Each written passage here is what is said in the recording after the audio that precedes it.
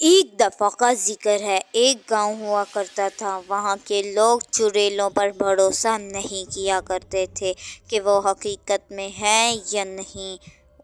ایک دن ایک آدمی جا رہا ہوتا ہے جو اسی گاؤں کا رہنے والا تھا۔ وہ بھی چڑیلوں پر بھروسہ نہیں کیا کرتا تھا۔ تبھی اس کے سامنے ایک چڑیل آ جاتی ہے۔ وہ بہت زیادہ ڈر چکا تھا کیونکہ اس نے اس کے بارے میں سوچا بھی نہیں تھا۔ وہ چڑیل اس کو اپنے وش میں کر لیتی ہے۔ خون چاہیے میری کو، خون چاہیے، میں خون کی پیاسی ہوں۔ چلو چلو گاؤں میں چلتی ہوں اور جا کر لوگوں کا خون پیتی ہوں۔ وہ چڑیل جو اس آدمی کے اندر آ چکی تھی وہ وہاں سے چلی جاتی ہے اور گاؤں کی اور بڑھنے لگ پڑتی ہے۔ گھر پر اس کی بیوی اس کا انتظار کر رہی تھی۔ جب وہ اس کو دیکھتی ہے تو وہ بہت زیادہ ڈر جاتی ہے۔